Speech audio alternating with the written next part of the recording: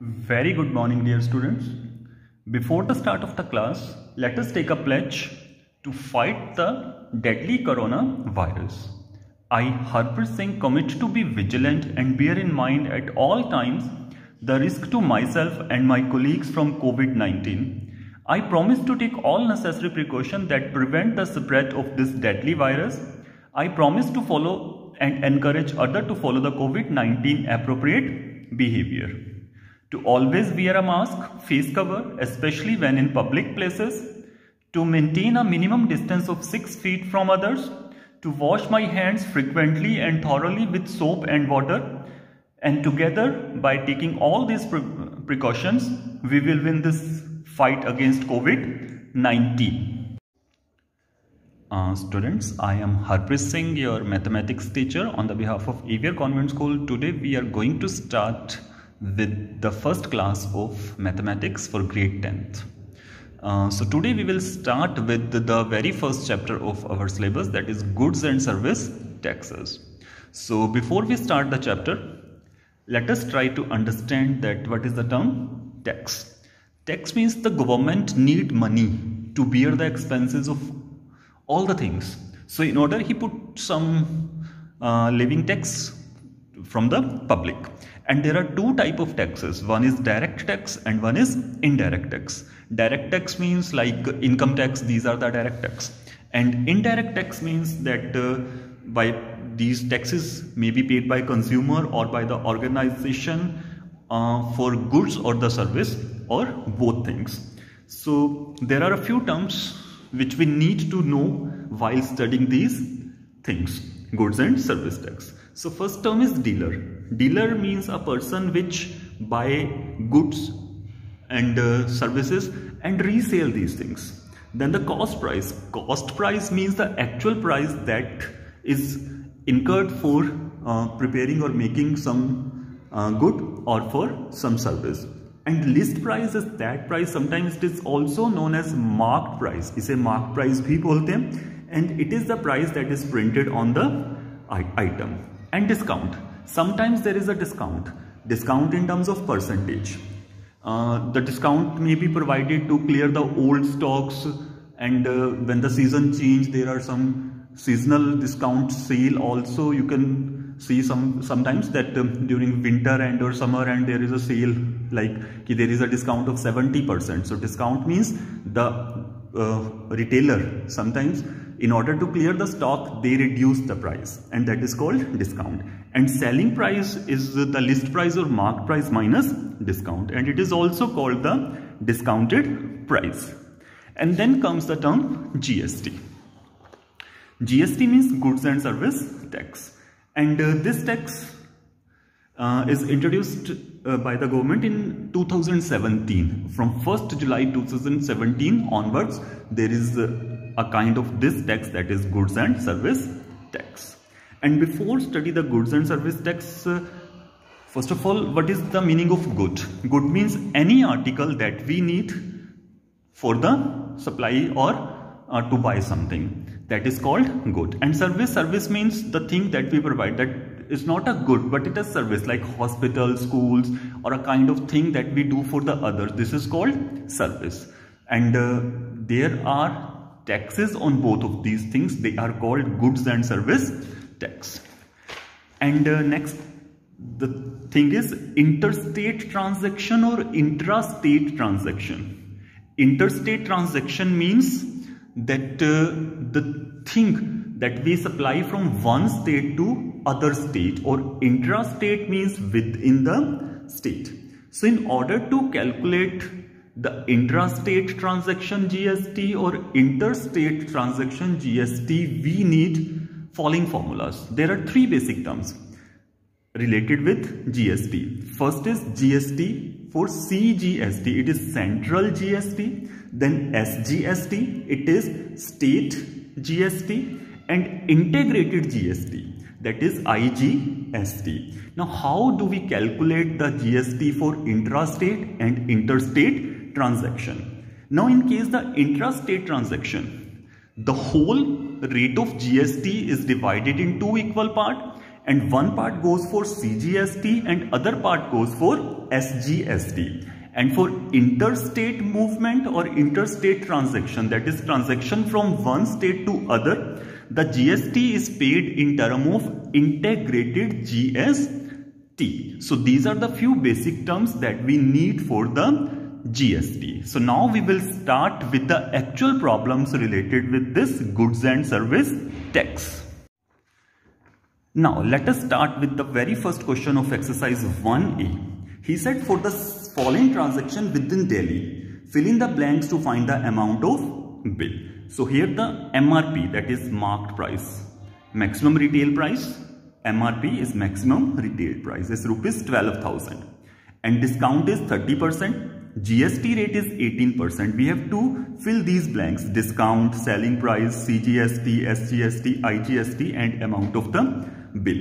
So first of all, here the transaction is within Delhi, so it means it is a sort of intra-state, क्योंकि दिल्ली से दिल्ली के बीच में हुई है ना ट्रांजैक्शन, तो इसको हम इंट्रा-स्टेट ट्रांजैक्शन बोलेंगे. तो नाउ अब हम इसका सॉल्यूशन देखते हैं. फर्स्ट ऑफ ऑल एमआरपी था हमारे पास 12,000, डिस्काउंट हो गया 30%, तो डिस्काउंट इन रुपीज हो जाएगा 30% ऑफ 12,000. तो जब हम कैलकुलेट करेंगे 30% of 12,000, it is 30 over 100 into 12,000 and it comes out to be 3,600. तो इट मींस जो हमारा सेलिंग प्राइस आएगा वो होगा एमआरपी माइनस डिस्काउंट, और इसको हम डिस्काउंटेड वैल्यू भी बोलते हैं. तो 12,000 में से 3,600 सब्ट्रैक्ट कर दीजिए, तो ये आ गया रुपीज 8,400. अब जीएसटी है 18%, तो अब जो ट्रांजैक्शन थी विद इन डेली थी, तो therefore it is intra state transaction. तो अब हम इसको दो हिस्सों में डिवाइड करेंगे. पहला हिस्सा होगा सीजीएसटी, 18 का हाफ कितना हुआ 9, तो 9% ऑफ 8,400 हमने कैलकुलेट किया तो रुपीज 756 आया. फिर हमने एसजीएसटी, वो भी जीएसटी टोटल का हाफ. इसमें क्या होता है कि जब इंट्रा स्टेट होती है तो आधा आधा हो जाता है जीएसटी का रेट. 9% जाता है सेंटर को और 9% जाएगा यहाँ पे स्टेट को. तो सेम आएगा 9% ऑफ 8,400, ऊपर हमने कैलकुलेट किया था 756. इस केस में आईजीएसटी नहीं आएगा, तो आईजीएसटी नील हो गया. तो अमाउंट ऑफ बिल हो गया selling price plus CGST plus SGST, क्योंकि आईजीएसटी नील था. तो इन सभी को प्लस करेंगे तो 8,400 प्लस 756 प्लस 756, तो हमारे पास टोटल बिल अमाउंट हो गया 9912. अब इसी तरह से अगर हम सेकंड क्वेश्चन देखें, इसका सेकंड क्वेश्चन क्या है, उसमें जो ट्रांजैक्शन है दिल्ली से जयपुर में है, तो इसका मतलब अब ये हमारे पास जो केस आएगा वो इंटर स्टेट आएगा, एक स्टेट से दूसरी स्टेट में जाने वाला. तो जो इंटर स्टेट है उसके लिए जो हमारी कैलकुलेशन होगी उसमें हम आईजीएसटी कैलकुलेट करेंगे. बाकी सारा प्रोसीजर फर्स्ट क्वेश्चन की तरह रहेगा. Now you can see this कि 50,000 एमआरपी है, डिस्काउंट 20%, तो पहले हमने डिस्काउंट निकाला, फिर सेलिंग प्राइस 50,000 में से 10,000 माइनस कर दिया तो 40,000 आ गया. अब जीएसटी रेट 28% है. तो अब ये जो ट्रांजैक्शन है ये दिल्ली से जयपुर हुई है, तो इसका मतलब ये इंटरस्टेट ट्रांजैक्शन है. तो इस केस में सीजीएसटी और एसजीएसटी नील होगा, मतलब रुपीज 0 होगा. जो टोटल जीएसटी होगी दैट इज इंटीग्रेटेड जीएसटी, और आईजीएसटी 28% ऑफ 40,000. तो जब हम 28% 40,000 का कैलकुलेट करेंगे तो वो आएगा 11,200 रुपीज. तो amount of bill selling price plus IGST, तो वो बन गया हमारे पास रुपीज 40,000 प्लस 11,200, दैट इज 51,200 जो होगी हमारी इसकी बिल की अमाउंट होगी. अब जो ये दो केस थे, ये दो केस थे कि एक सिंगल आइटम के लिए था. अब कई बार हमारे पास मल्टीपल आइटम्स होती हैं. अब जैसे आप क्वेश्चन नंबर 3 देख सकते हो, इसमें क्या है कि कंप्यूटर मैकेनिक दिल्ली में ही अपने 5 different customers A B C D and E को डिफरेंट रेट्स पे सर्विसेज प्रोवाइड करता है और उनको डिफरेंट डिस्काउंट देता है. तो यहाँ पे जो जीएसटी का रेट है वो 18% है. हमने टोटल मनी जो उस मैकेनिक ने रिसीव करी है डिफरेंट अपने जो भी पर्सन्स थे जिनको उसने सर्विस प्रोवाइड की थी, उसका हमने अमाउंट बताना है कि अमाउंट कितना होएगा. तो उसके लिए हम इसको in the form of table इस तरह से बनाएंगे. इसका टेबल सबसे फर्स्ट कॉलम में नेम ऑफ द पर्सन, फिर उसने जो रिपेयरिंग कॉस्ट दी है वो, उसके बाद कितना डिस्काउंट प्रोवाइड किया, और फिर हम डिस्काउंटेड वैल्यू लिखेंगे. अब जैसे फर्स्ट ए को उसने दिया 5,500 रुपीज में रिपेयरिंग और 30% डिस्काउंट देता है. अगर 30% डिस्काउंट देता है तो इसका मतलब कि वो 100 माइनस 30 दैट इज 70% चार्ज करेगा 5500 का।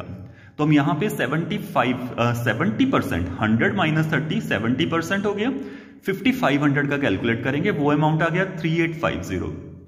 इसी तरह से सेकंड पर्सन के लिए रिपेयरिंग कॉस्ट थी 6250, डिस्काउंट था 40%, तो इसका मतलब उसे 60% पड़ेगी कॉस्ट, वो कैलकुलेट की। फिर सी के लिए, डी के लिए और ई के लिए जो बॉक्सेस हैं, बॉक्सेस में वो अमाउंट है जो एक्चुअल वो पर्सन पे करेगा। तो इन सभी को जब हम प्लस करेंगे तो हमारे पास अमाउंट आएगा 18,820। अब यहां पे जीएसटी है 18%। अब जो उसके कस्टमर्स हैं वो विद इन स्टेट ही हैं, यहां पे मेंशन नहीं है लेकिन वो विद इन स्टेट हैं कि उसने दिल्ली में ही बोला है। यहां पे क्वेश्चन में था ना, Delhi charges repairing cost from 5 different person, so it means they are from Delhi. तो it means this is the case of intra state. तो यहां पे हम सीजीएसटी और एसजीएसटी 9% कर देंगे क्योंकि टोटल जीएसटी रेट है 18%, तो हाफ सीजीएसटी हाफ एसजीएसटी। तो 18,820 जो हमारा टोटल अमाउंट आया था उसका 9% निकालेंगे, दैट इज 1693.80, दैट मीन्स ₹1693.80 हो गया। तो उतना ही एसजीएसटी आएगा। तो टोटल मनी जो मैकेनिक रिसीव करेगा वो discounted value plus CGST plus SGST इन सभी को प्लस कर दिया, तो हमारे पास आंसर आया 22,207.60 रुपीज। तो जो मैकेनिक ने मनी रिसीव करी वो इतनी मनी होगी। इसी तरह से अगर हम क्वेश्चन नंबर 4 देखें, अब यहां पे क्वांटिटी दी हुई है कि किसी आइटम की कितनी कितनी क्वांटिटी हमने यूज करी है, फिर हर एक क्वांटिटी का प्राइस बताया हुआ है कि एक क्वांटिटी का इतना प्राइस है, फिर डिस्काउंट। यहां पे इंट्रा स्टेट ट्रांजैक्शन उन्होंने लिखा हुआ है कि find the amount of the bill for the following intra state transaction. ये बिल्कुल थर्ड क्वेश्चन की तरह है, लेकिन इसमें जस्ट एक चीज है हमारे पास, वो चीज है कि यहां पे क्वांटिटी दी हुई है और उसके बाद उसका रेट। तो हमें यहां पे एक एक्स्ट्रा कॉलम बनाना पड़ेगा। सबसे पहले कॉलम में हमने लिखा क्वांटिटी, फिर एमआरपी ऑफ ईच आइटम। जैसे फर्स्ट केस में टोटल नंबर ऑफ आइटम्स है 18, एक का प्राइस है 150, तो 18 का प्राइस कितना हो जाएगा, मल्टीप्लाई कर देंगे, that comes out to be 2700। Similarly for the others हमने प्राइस कैलकुलेट किया। फिर हर का discount as per in the previous question, अगर डिस्काउंट 10% है तो वो 90% पे करेगा, तो हमने 2700 का 90% कैलकुलेट किया। इस तरह से सब्सिक्वेंट केसेस में हमने फिर टोटल अमाउंट जो हमारे पास आया वो 10,290। अब इसमें GST 5%। Now this is the case of intra state, तो इसको हम दो हिस्सों में डिवाइड करेंगे, सीजीएसटी और एसजीएसटी, और 5 का हाफ होता है 2.5, तो in each case 2.5% of amount हम निकालेंगे and that comes out to be 257.25। तो एसजीएसटी और CGST both comes out to be ₹257.25। तो हमारा जो बिल अमाउंट होएगा वो कितना होगा, amount plus CGST plus SGST, तो इन तीनों को प्लस करके जो टोटल बिल अमाउंट होएगा that comes out to be ₹10804.50। अब सिमिलरली अगर हम 5th क्वेश्चन देखें, it is again same, but now the case is different in the terms that it is inter state transaction. तो inter state transaction होने की वजह से अब यहां पे ओनली इंटीग्रेटेड जीएसटी हम यूज करेंगे। तो पहले डिफरेंट आइटम्स और उनके एमआरपी पर आइटम को लिख के मल्टीप्लाई करके उसी तरह से टेबल कंप्लीट करा, अमाउंट फाइंड आउट किया, जीएसटी 18% है तो इसमें इंटर स्टेट होने की वजह से सीजीएसटी और एसजीएसटी नील हो जाएगा, और आईजीएसटी टोटल जितना हमारा जीएसटी का रेट है 18%, तो 18% of 44210 comes out to be 7957.80। तो देयरफॉर जो अमाउंट ऑफ बिल आएगा दैट इज जो यहां पे हमारे पास टेबल में आया था डिस्काउंटेड वैल्यूज का टोटल करके प्लस जितना हमारे पास आईजीएसटी आया था, तो it comes out to be 52,160.80। So in this way we can calculate the GST for different transaction for interstate or for intrastate, or we can calculate the discount. So at the end, let us summarize the keywords. So intrastate means supply within the same state. Interstate means supply from one state to other. GST क्या होता है, goods and service tax, और ये further इसकी क्या होती है, CGST, SGST और IGST. CGST central GST, SGST state GST and IGST is integrated GST. तो इसमें जो पॉइंट नोट करने वाले हैं कि इन case of intra state transaction हम क्या करते हैं, इसको डिवाइड करते हैं दो हिस्सों में, CGST and SGST, total rate को परसेंटेज को हाफ हाफ इक्वली डिवाइड कर दिया, और IGST नील होएगा। And in case of inter state transaction GST 18% है, तो CGST और SGST नील होएगा, total GST in terms of IGST integrated GST हम पे करेंगे, and that comes out to be total 18%. So I hope you understand all the things related to GST, and go through these questions, first 5 questions of the exercise thoroughly, and then you can practice the more questions. Means up to 9 questions you can practice very easily. So that's all for today's class, and see you for the next class. Thank you very much for watching this AV.